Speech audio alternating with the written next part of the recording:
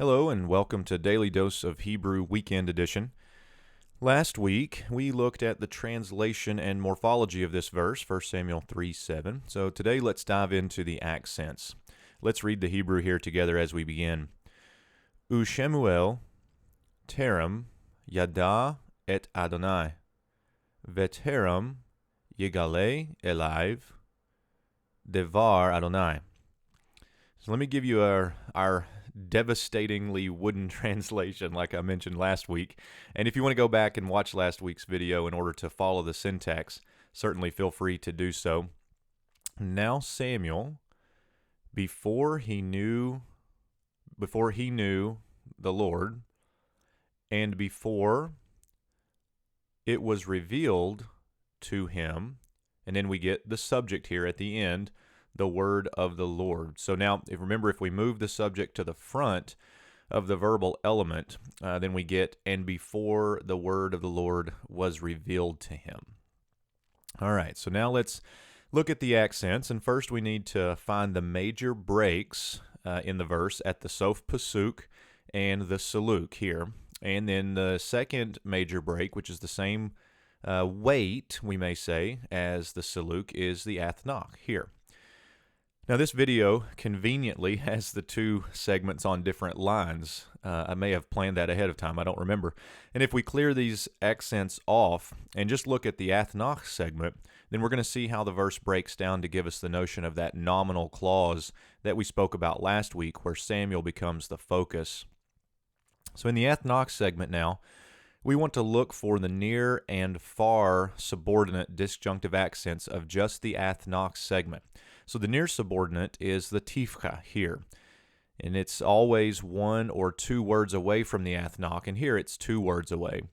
The far subordinate in this athnach segment is the zakef gadol, and we have seen previously that the zakef katon is the far subordinate to the athnach, but the zakef gadol may substitute for it, and in this case it does.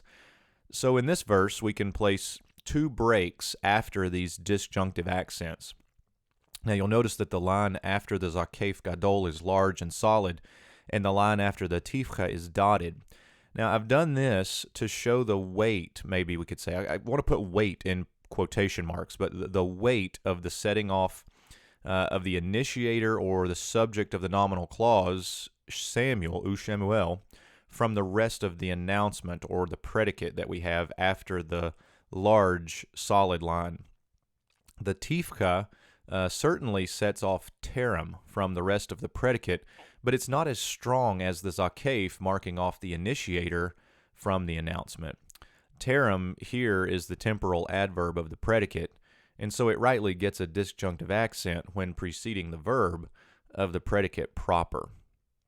So in the athnach segment then, we get this translation: now Samuel, before he knew the Lord, here the Lord being the direct object, and of course obviously marked off with the direct object marker.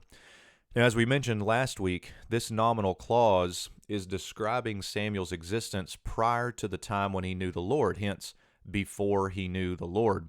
And so most English translations have, now Samuel did not yet know the Lord. It's how they kind of smooth that out. Let's look now at the saluk segment alone. So now that we have this segment set apart, we will find the near subordinate tifcha here. The tifcha, remember, serves as the near subordinate for both the athnach and the saluk. So we're actually going to see that quite often. Now in this segment, the saluk doesn't have a far subordinate because the segment is so short. And we would expect to see a zakef as the far subordinate, either a zakef katon or a zakef gadol, as we had in the athnach segment earlier. But instead of a far subordinate to the tifcha, what we get is actually a quote, weaker subordinate disjunctive accent. It's the tebir here. Now the tebir is technically the near subordinate disjunctive accent of the tifcha. So you can see, again, if you look at your BHS bookmark, you're going to see that we're going further and further down that list, which would be, quote, weaker and weaker disjunctive accents. So the tebir is a near subordinate of the tifcha, and it's weaker, but it also still separates off the temporal adverb terem from the rest of the predicate.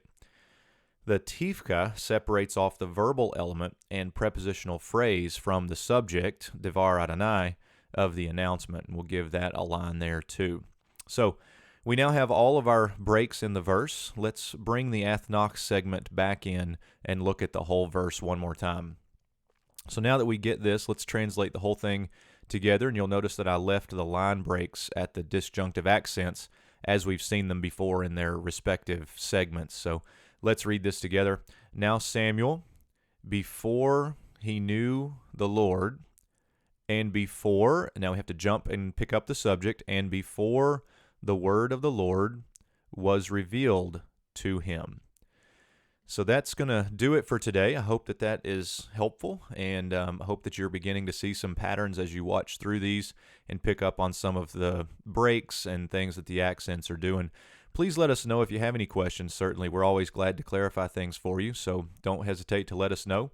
And until next time, shalom.